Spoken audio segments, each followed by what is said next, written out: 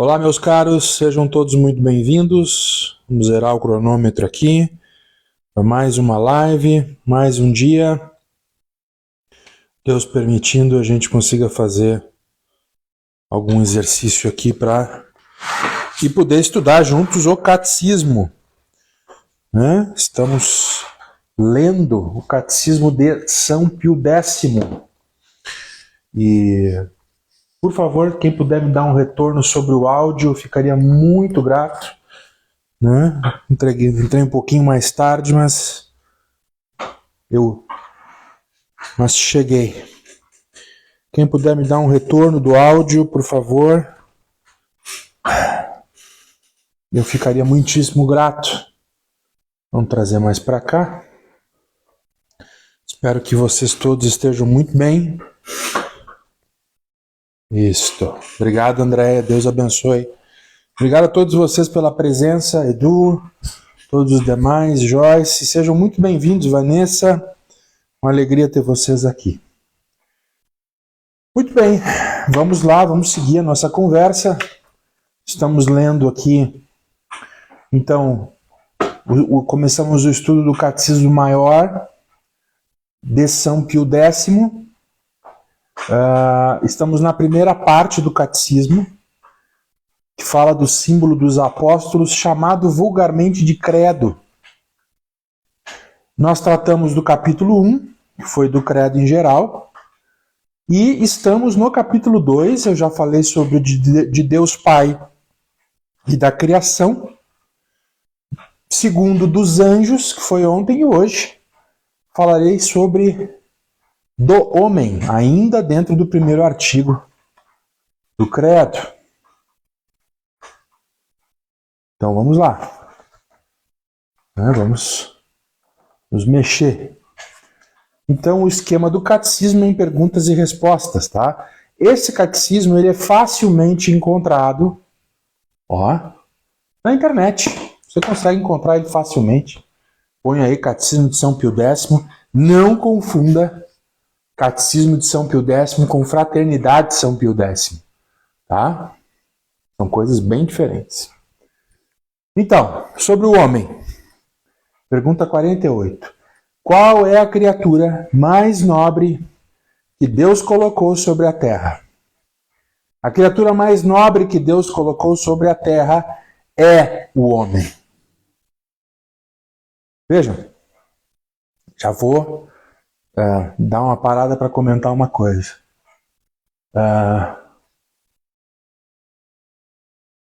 Que coisa complexa os tempos em que nós vivemos, em se tratando de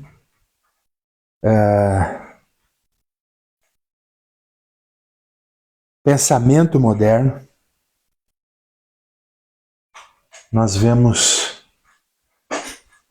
cachorros, animais, gatos de todo tipo sendo tratados com muito mais importância do que seres humanos, né? Sendo que o ser humano o homem é a criatura mais nobre. Essa é a concepção cristã, certo? Vamos lá. Que é o homem? O homem é uma criatura racional composta de alma e corpo. O homem é uma criatura racional composta de alma e corpo. O que é a alma? A alma é a parte mais nobre do homem, porque é a substância espiritual dotada de inteligência e de vontade, capaz de conhecer a Deus e de o possuir eternamente. É nessa parte imaterial que é a alma. Pode-se ver e apalpar a alma humana? Então, Daniela, isso é o mais comum. Esse é o espírito da época, tá? Pessoas dizendo que gostam mais de animais do que do ser humano. Pode-se ver e apalpar a alma humana? Não, não se pode ver nem apalpar a nossa alma, porque é espírito. Morre a alma humana com o corpo? A alma humana nunca morre. A fé e a própria razão provam que ela é imortal. Vamos lá. 53. É livre o homem nas suas ações? Sim. O homem é livre nas suas ações. E cada qual sente dentro de si mesmo que pode fazer uma ação e deixar de fazê-la, ou fazer antes uma que outra. Por que o catecismo coloca assim? Porque ele não está discutindo o teor das ações. Ele está discutindo o seguinte: a liberdade humana se dá no agir. E este agir pode ser entre fazer uma ação e não fazê-la, ou entre fazer uma coisa antes e outra depois. Simples assim. Beabá. Para fugir de pensamentos heréticos que dizem que todas as ações são pecaminosas. Tem muitos grupos calvinistas que pensam assim. Vamos lá. Número 54. Explicai com um exemplo a liberdade humana. Vamos lá. Se eu disser voluntariamente uma mentira, sinto que poderia deixar de dizê-la e calar-me. E que poderia também falar de outro modo, dizendo a verdade. Deixa eu dar uma olhada aqui, só no que houve. Espera aí.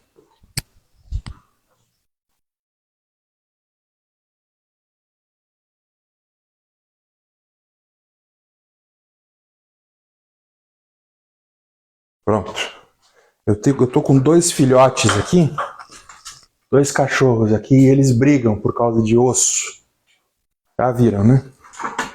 E tem um que é o macho alfa, e a irmã dele é a que sofre mais, né? E esse foi o grito dela, né? Mas vamos lá.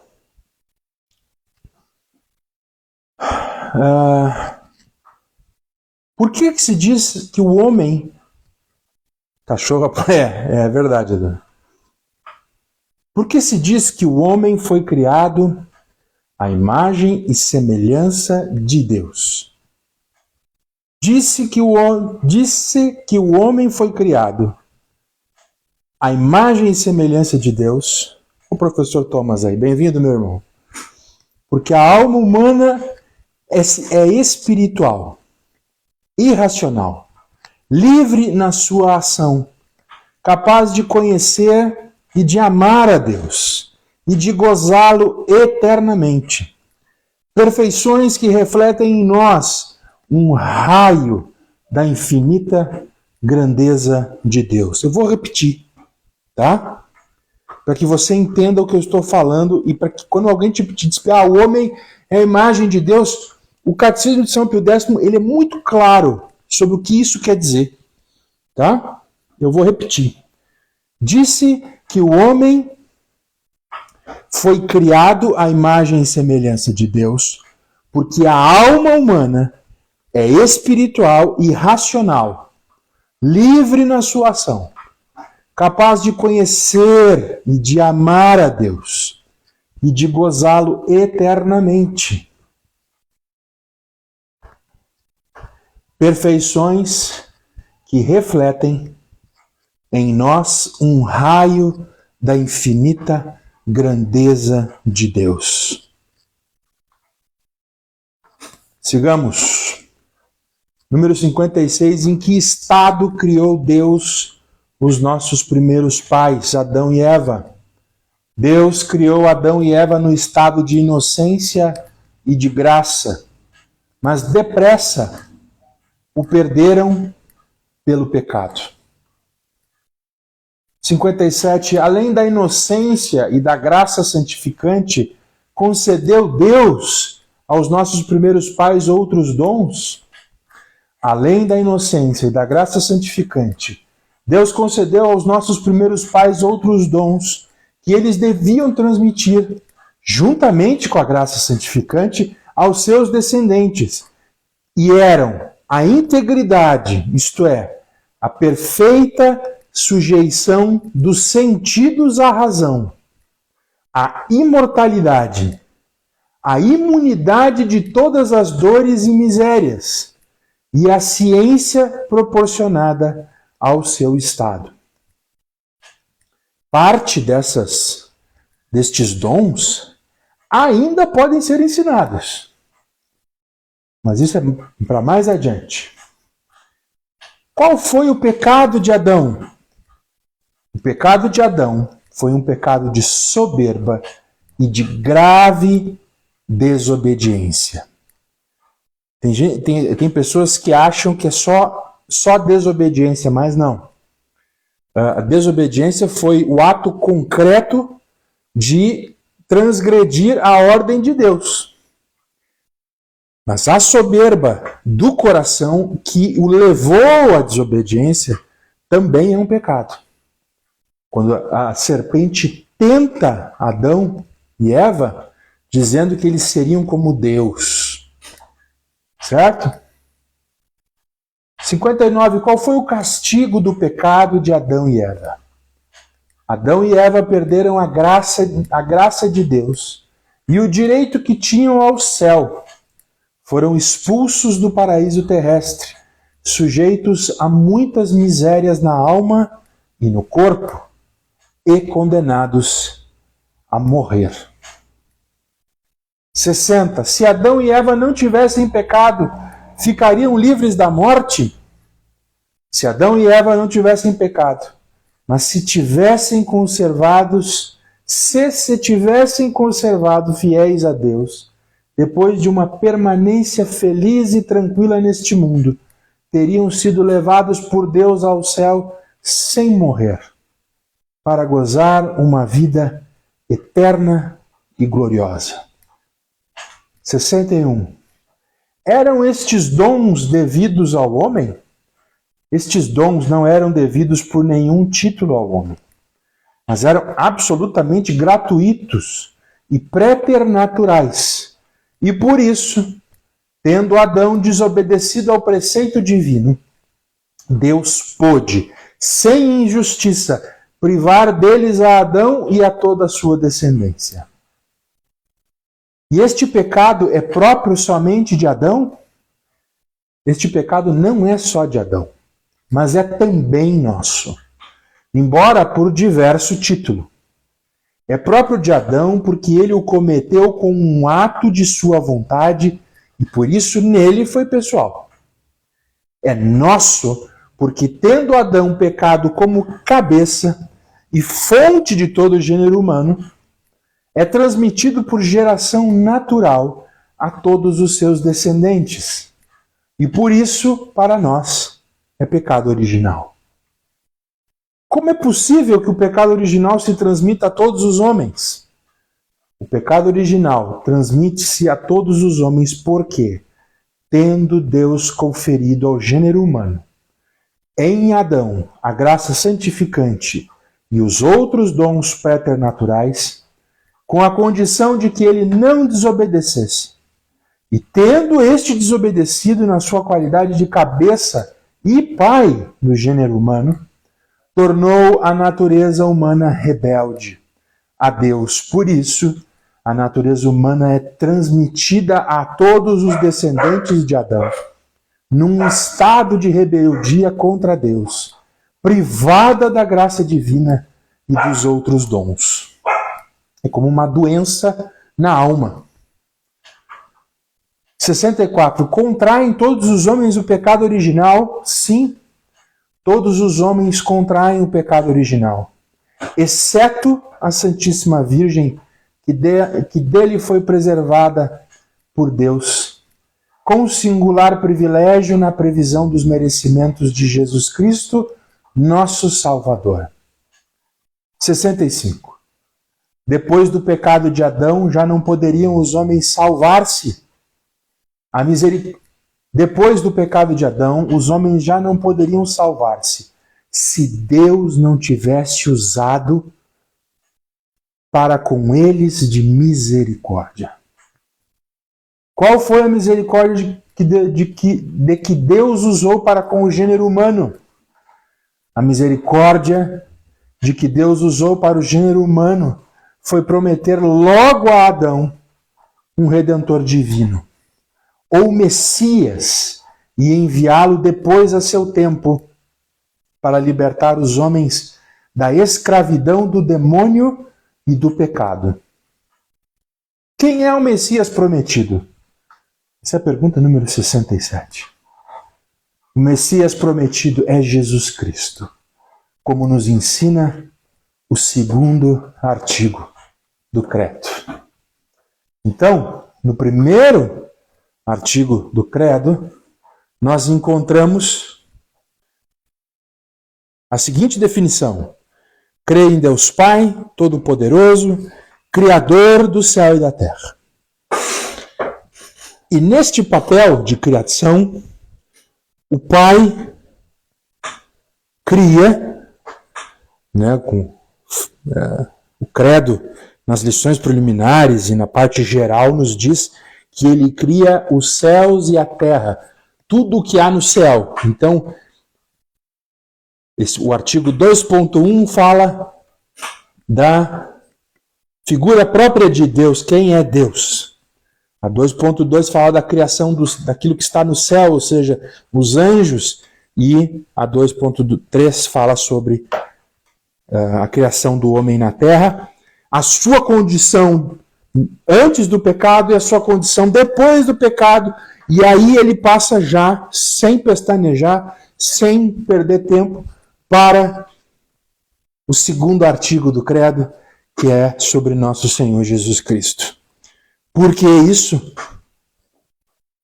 Porque um bom catecismo, meus caros, não perde tempo enrolando. Um bom catecismo investe seu tempo em falar daquilo que é essencial, aquilo que é mais importante. E agora ele passa já com rapidez para falar de Jesus Cristo, o assunto mais importante na vida de um cristão. Aquela pergunta que tem que ser respondida com muita rapidez quando nos fazem. Escuta, o que é mais importante na tua vida? Tem que saber responder. O que é mais importante na minha vida é Jesus Cristo. E você tem que ser sincero com você mesmo.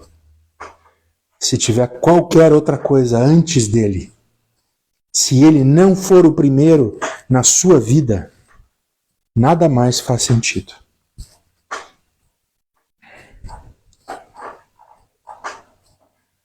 Era isso. Então, encerramos o capítulo 1. Uma perguntinha aqui que surgiu nos stories. Gustavo, como rezar o terço de forma que glorifique a Deus? Ora, reze conforme foi solicitado pela Virgem a São Domingos. Existe um documento da igreja que regulamentou o uso do terço, do rosário, que se chama Rosarium Virginis Mariae, escrito pelo Papa São João Paulo II. Leia esse documento e reze com aquelas intenções que o Santo Padre solicita que seja rezado. Certo? Certamente você vai glorificar a Deus se você também colocar como intenção a vida desse miserável aqui, tá? Que preciso tanto de orações. E aí, meus amigos, temos mais alguns minutos para perguntas. Quem quiser perguntar, por favor, fique à vontade. Se eu souber responder, eu respondo. Perguntas de preferência sobre o catecismo ou sobre assuntos da igreja. Não tenham temor de perguntar. Catequese, matrimônio, enfim, masculinidade, educação, Vamos lá. Eduardo, essa parte da imagem e semelhança confunde muita gente. Um amigo achava que Deus era um homem com barba como nós. Ele me falou e eu expliquei para ele que não era assim. Veja, isso que o Eduardo está falando é catequese básica. Né? E, viu, Eduardo, eu vou lhe dizer uma coisa. A maneira como as pessoas enxergam a Deus, a imagem mental que elas têm na mente a respeito de Deus, é definidora na sua religião. E o que eu percebo é que as pessoas não sabem quem é Deus. Elas imaginam que Deus seja uma coisa, que o Deus da Bíblia seja uma coisa, e Deus é completamente diferente daquilo que elas imaginam. Então, esse teu amigo aí, desculpa, ele era um completo ignorante no assunto. Né? Então, assim, para o cristão é seguro a gente dizer o seguinte: olha, você quer ter uma imagem de Deus, você quer saber quem é Deus, você olha para Jesus Cristo. Essa é a imagem perfeita. Mas não é uma questão muito simples. As pessoas realmente têm uma imagem torta, uma imaginação errada a respeito de quem é Deus, e isso é muito ruim. Né? E é justamente por isso que as pessoas deveriam ter irmãos mais velhos na fé, passar por uma espécie de discipulado. Professor, o catecismo refuta a teoria da evolução humana? Não refuta. Vou lhe dizer por quê. Porque São Pio X, que foi quem escreveu, você está falando desse aqui que a gente está comentando, né? Nem este aqui, nem o outro, diz mais do que aquilo que a Escritura desejou dizer. Então a Escritura diz que ele criou os céus e a terra.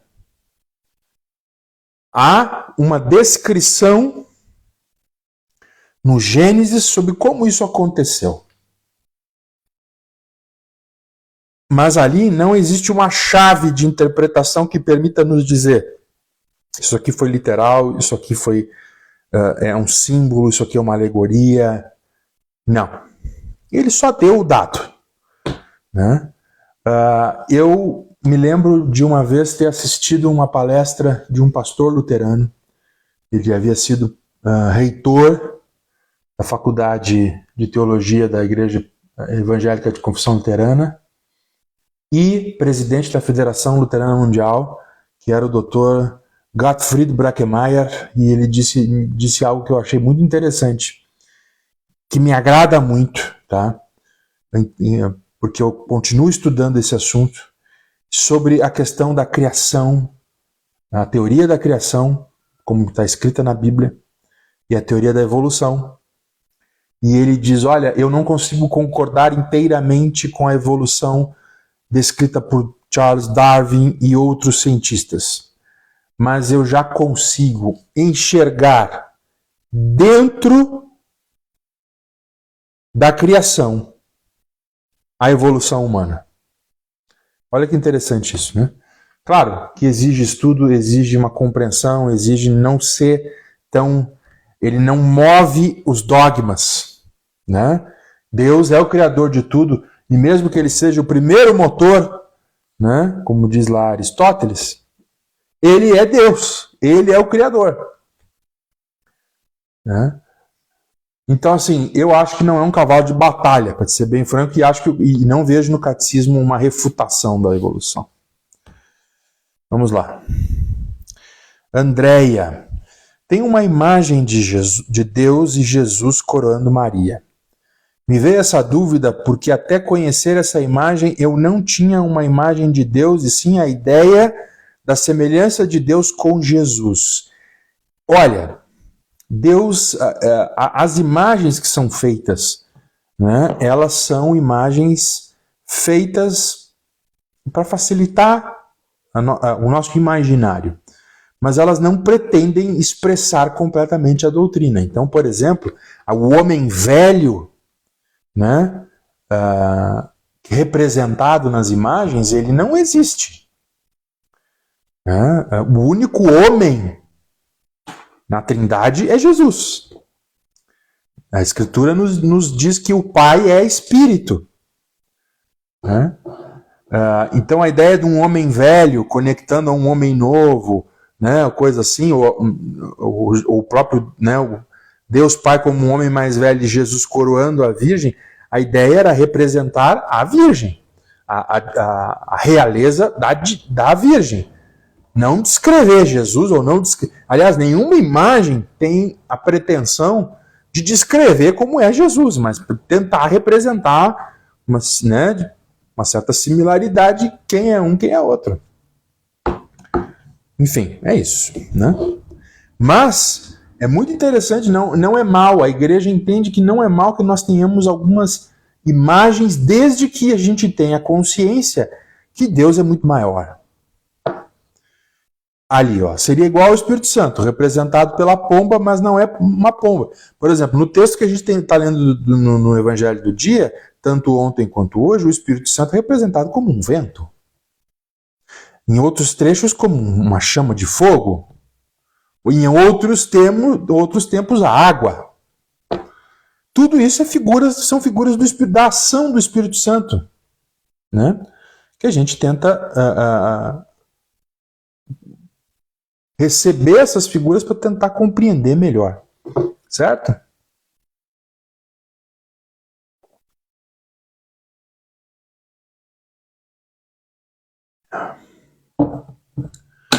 Sim, é catecismo básico e somos carentes, entendi. Gente, assim, é importante, tá? É importante a gente... Às vezes eu vou apontar algumas coisas, não é por mal, tá? Não me entendam mal quando eu fizer isso. Mas é importante a gente começar a definir, para a gente dizer, não, eu preciso crescer. Eu tenho lacunas na minha formação espiritual, na minha formação religiosa, mas eu preciso crescer, né? Então não me entendam mal quando eu disser que isso é uma coisa de catecismo básico, tá? O desejo é que a gente engate, né, uma marcha, né, para ir adiante. Então não fiquem constrangidos quando ouvirem de mim esse tipo de coisa. Vamos lá, mais alguma pergunta? Fiquem à vontade, né? Fiquem à vontade para questionar. Se eu souber responder, eu respondo. Se eu não souber, eu não respondo. Tá? Não leva não, querida. Que isso? Não leva não, por favor. E tem assuntos que eu ainda estou na catequese básica. Que eu fiz questão de não mexer, porque eu percebo que ainda é um campo muito enuviado. Tá?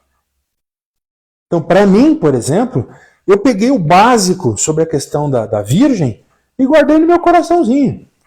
A doutrina disse isso, tá bom. A doutrina a respeito da Virgem é esta. Beleza, aí começa a aparecer um monte de coisa.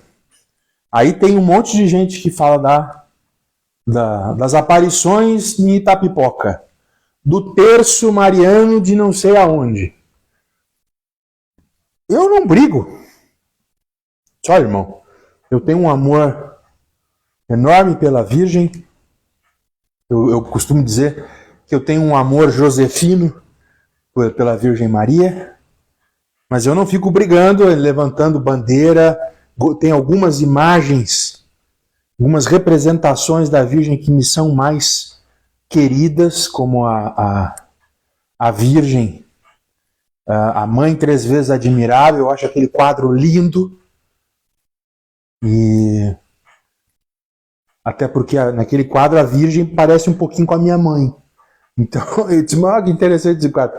Mas eu não brigo, essa devoção é melhor que a outra, né? Essa é verdadeira, essa é mentirosa. Não perco meu tempo com isso. Guardo aquilo que a igreja manda a gente crer. E isso é importante, tá? O problema, meus irmãos, é que muitas vezes a gente não sabe o que a igreja nos manda acreditar e a gente fica voando sobre outras coisas. Né? Vamos lá. Eu fiz uma pergunta esses dias sobre, num casamento, um dos cônjuges ter uma doença sexualmente transmissível. Essa pergunta um catequizando fez a mim e eu não soube responder, por isso pedi essa orientação. Então, é que nessa pergunta tu tinha incluído uma coisa, um dado importante sobre a questão dos filhos.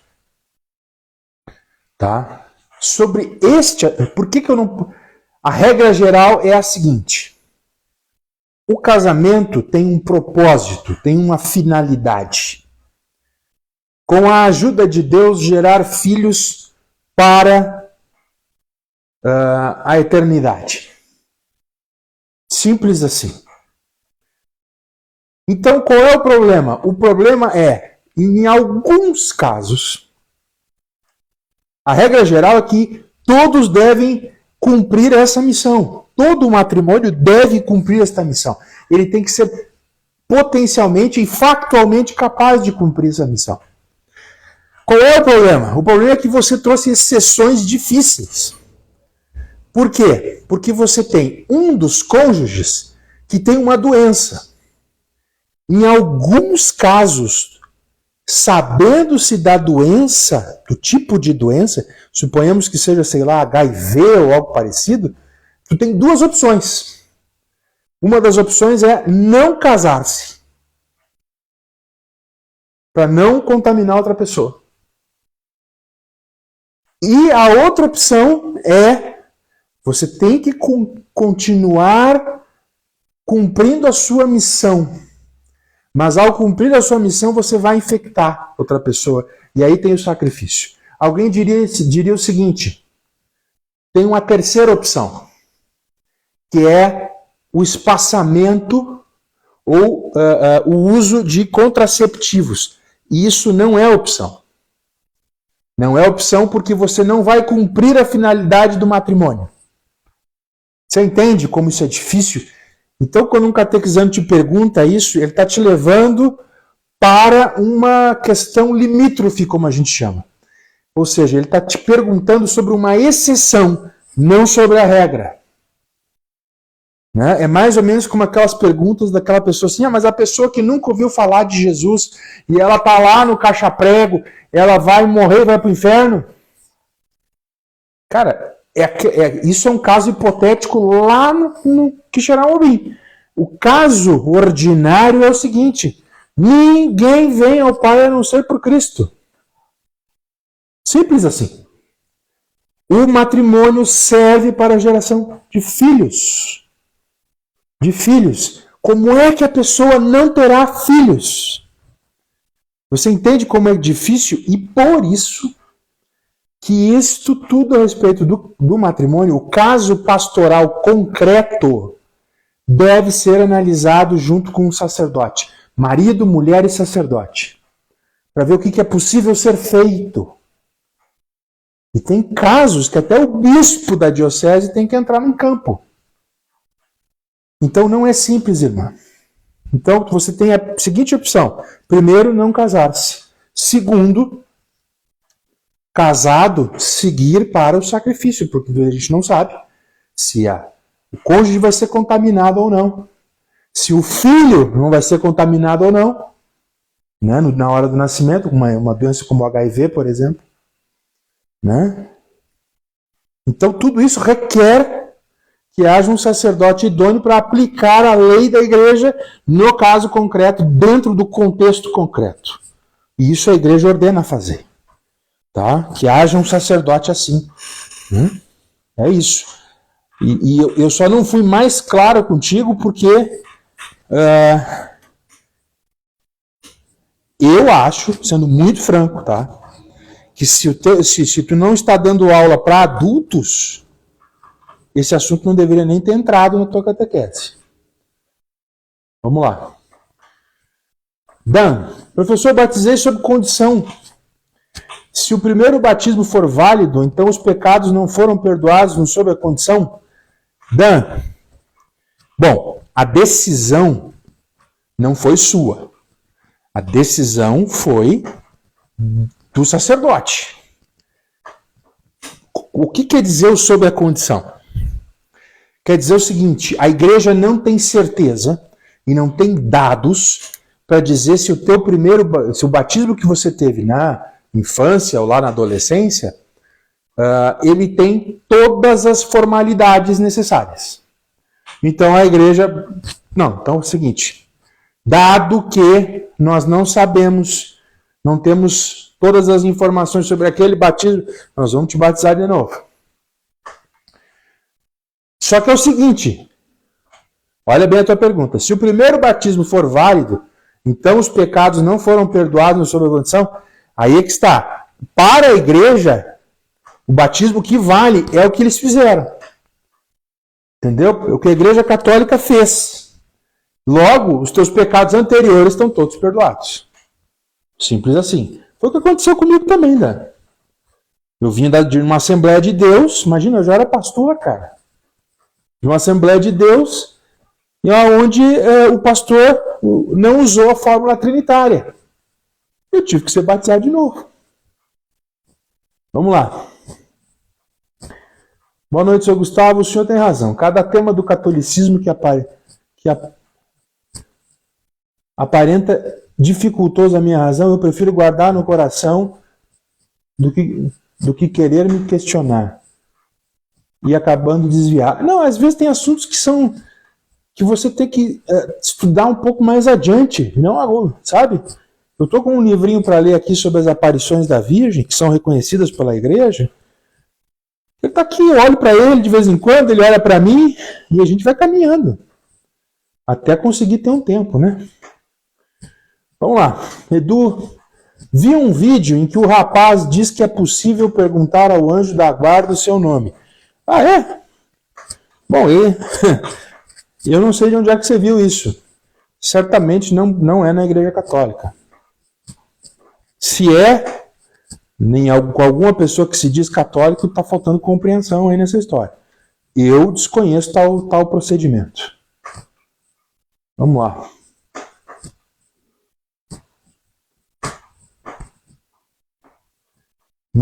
Professor, no batismo sob condição não há o efeito de... Há o efeito de perdão dos pecados, sim. Na compreensão da Igreja Católica, não houve um batismo antes porque a gente não tem como aferir os elementos necessários. Sabe, não tem uma prova de que houve um batismo. Entendeu? Então, como a igreja não tem esta prova, ela decide, não, eu preciso te batizar para ter certeza de que foi feito do jeito certo. E por que foi feito do jeito certo, as graças do perdão são concedidas. Vamos lá. João, o que o padre deve fazer se deixa a hóstia cair no chão na hora da comunhão? Ele tem que se ajoelhar e pegá-la com todo cuidado e limpar o local onde ele deixou cair. Eliana, aí são crismandos. Então, querida, crismandos geralmente são adolescentes, né? Nesse sentido, eu te sugiro que você tenha um controle maior da sala, tá? Dos assuntos, dos temas. Tenha clareza dos temas, clareza do plano de aula e controle da sala. Isso quer dizer o seguinte, que há determinados assuntos em que você diz assim, olha, esse assunto ele é interessante, mas eu não vou te responder agora, eu vou pesquisar e talvez não seja relevante no momento para o andamento do tema. Aí você corta o assunto e segue adiante. Quando é que esse assunto poderia ser interessante? Num curso de noivos. Entende? A preparação matrimonial. Isso é interessante. Num retiro matrimonial. Não numa sala de catequese para adolescente, tu entendeu? Vamos lá.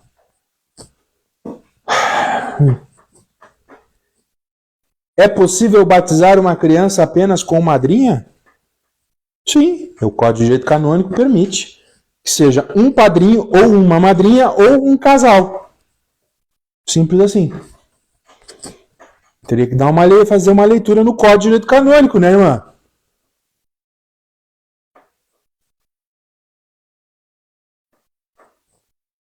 Vamos ver aqui. É isso. Pessoal, eu vou fazer uma coisa que eu não costumo fazer, mas eu vou fazer assim, por chatice mesmo, tá?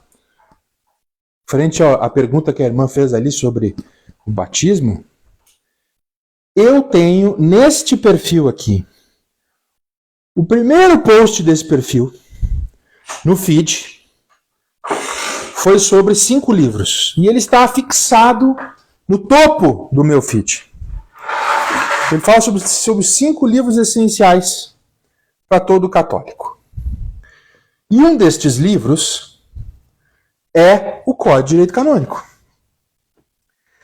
Vocês, irmãos, ó, Bíblia, Catecismo, Código de Direito Canônico, Documentos do Concílio Vaticano II e Compêndio de Teologia Mística e Ascética do Tanqueray. São livros básicos que todo católico tem que ler pelo menos uma vez na vida. Então, assim, tem 5 lives sobre esses livros. Tem ali, todos eles são publicados regularmente. Então, eu queria sugerir a todos vocês, leiam esses livros. Coloquem no planejamento de vocês para ler esses livros ao longo da vida de vocês. Porque daí vocês não vão ficar nessa coisa de perguntar para o outro cristão se o Código de Direito Canônico tem lá. Isso, ó. Código de Direito Canônico, ó. Bíblia, Código de Direito Canônico, Catecismo, os documentos do Concílio Vaticano, 4 dos 5 livros que eu indiquei aqui estão lá no site do Vaticano. Muito bem lembrado, viu, Eduardo? O único que não está é o compêndio. Que se você procurar na Alexandria Católica, você vai encontrar esse livro. Não é difícil. Por que ele é importante? Ele é importante porque são textos públicos, sabe? Que descrevem a fé católica. Sabe? Desculpe se eu estou sendo chato e incomodando muito, mas é que a gente precisa começar a tomar a nossa religião, nos apropriarmos da nossa própria religião e conhecê-la e vivê-la com intensidade. Certo? É isto. Tá? Leiam, porque a maioria das perguntas que me fazem, se você tivesse feito uma boa leitura desses textos, você não faria ela de novo. Essas são as clássicas. Quais são os requisitos para você ser padrinho? De crisma, de batismo. Quais são? Pode um, não pode outro. Pô, então, irmãos. Tá? Eu acho que era isso. Tá? Hoje eu vou encerrar um pouquinho mais cedo, porque a minha esposa tem uma live daqui a pouco. Tá?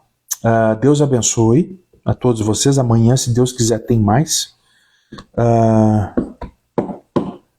Gustavo, foi você que falou da Bíblia em rimas. Vocês têm? Nós tínhamos uma Bíblia em rimas. Acho que a Camila postou alguma coisa aqui no IGTV, aqui no meu perfil, tem uma live sobre materiais. A série se chama Desperta Tu Que Dormes, viu, Mari? Dá uma olhadinha lá. E a gente fala dessa Bíblia, tá? Em rimas. É bem bacana.